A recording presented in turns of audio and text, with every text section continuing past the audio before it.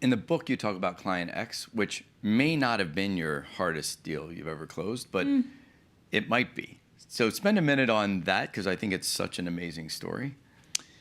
Oh, man. In the book, I have to call him Client X for fear of my life.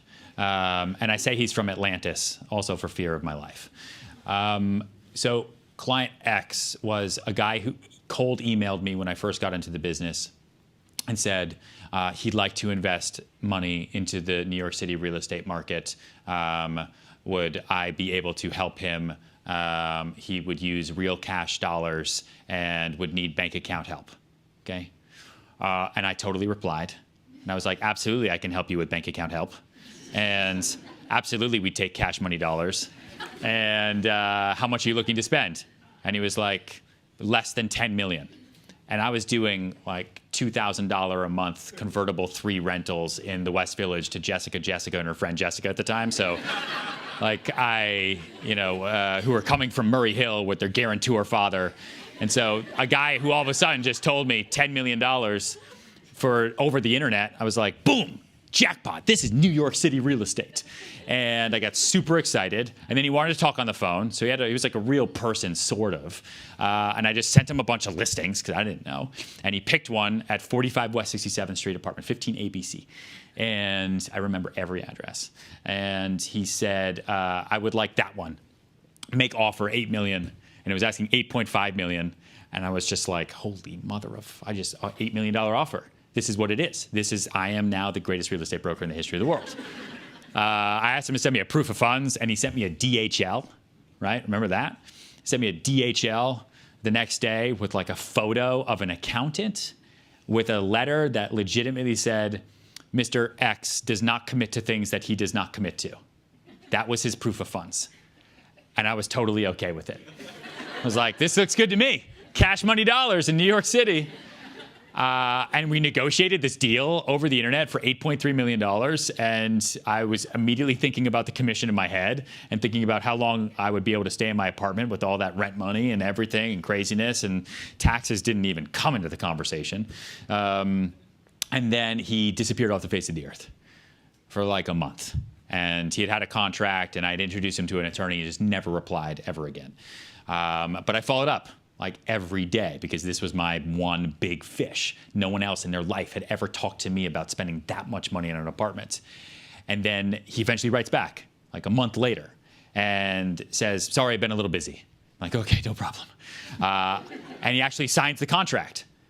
And then he has to send a deposit. And then the deposit never comes. And now I got the seller freaking out, other brokers going crazy, and like months go by. So we have the signed contract, and it doesn't mean anything. And then the attorneys tell me that what's basically happening is that this person takes a signed contract, and this happens all the time in New York City, and they shop it around the world. And they say, listen, this is this apartment. It's probably worth $10 million. I've got it for $8.3. Give me $20,000. Come in on it with me. And they'll sell the contract over and over and over to unsuspecting victims, and they'll steal people's money. So it's a scam. And so then I was like, you know what? This business sucks. I don't want to do this anymore. I'm the best broker ever, but now I'm the worst one because I'm involved in some money laundering scam between some crazy person from Atlantis. Can't believe I responded to this guy. And I think it was like 2 months go by, and then the attorney calls me and says, you're not going to believe this. I just got an $830,000 deposit from Bank of Atlantis. And I almost had a heart attack. I was like, are we in contract? He's like, yeah, you're in contract. It's like, holy mother of God, $8.3 million for an apartment. I sold it over the internet. And then there's this thing in New York City called a board package, right? You have to do an application. And then there's this thing called closing, which you have to do.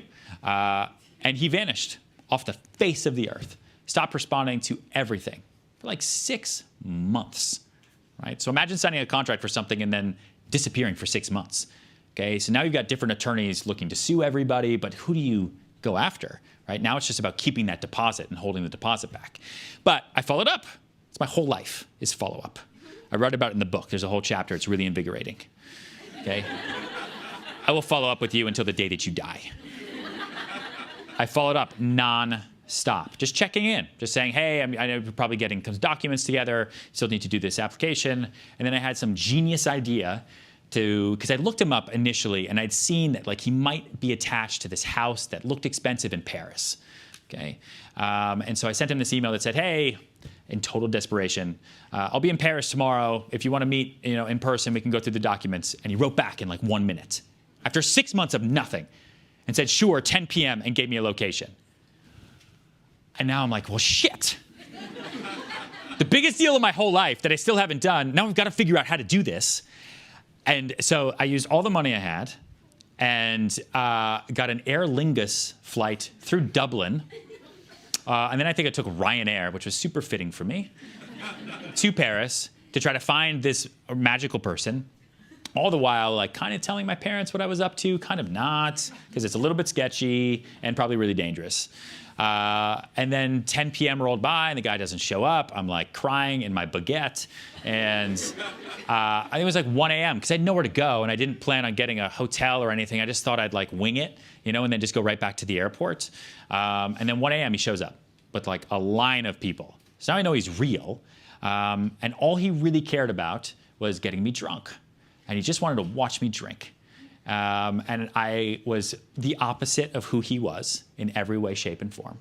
And I drank a significant amount of tequila. And he sort of looked at the papers a little bit. I got him to sign 2 things, and I would just fill out the rest.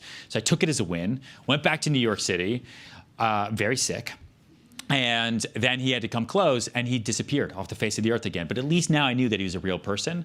And then to make a long story short, even though it's long, he randomly one day, again, months later, so this is like a year-long process, says, I'm in New York City, I'd like to close.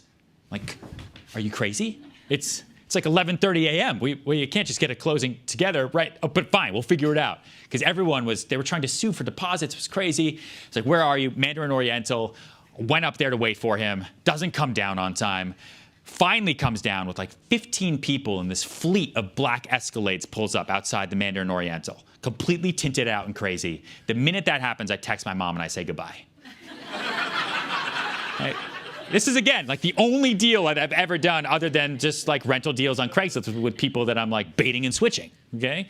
The New York way. So we get in the car. He's got like an espresso assistant, totally crazy. And I'm like, listen, Mandarin Oriental, 45 West 67th Street, it's right there. Do you want to go do the walkthrough? I'm sure you're really excited about this apartment. He's like, no, we go to JFK. So we went to JFK, and we went to the back of JFK, and we pulled up, and there was this big 747, and he got outside, and he bought it. And he got back in the car, and now I'm totally confused. Now I don't really think I'm going to die. Now I'm just like, really, I don't know who this person is. And then we go back into the city, and he signs the papers, and he closes, and all he cares about is taking a selfie with me for his BBM profile, if you remember those. And turns out that he prints about $1 billion a month, and he's like wealthier than Gaddafi, and just wasn't concerned with this little apartment. And the only reason that he moved forward, because he thought it was super amusing to watch me consistently, persistently follow up. Right? And the fact that I actually went to Paris, and he knew it was bullshit, like he knew that I wasn't going to be in Paris, right, is one of the reasons he went through it. And since then, we've done like 300 million together, just as a way to diversify and move money around. Every deal has been super painful.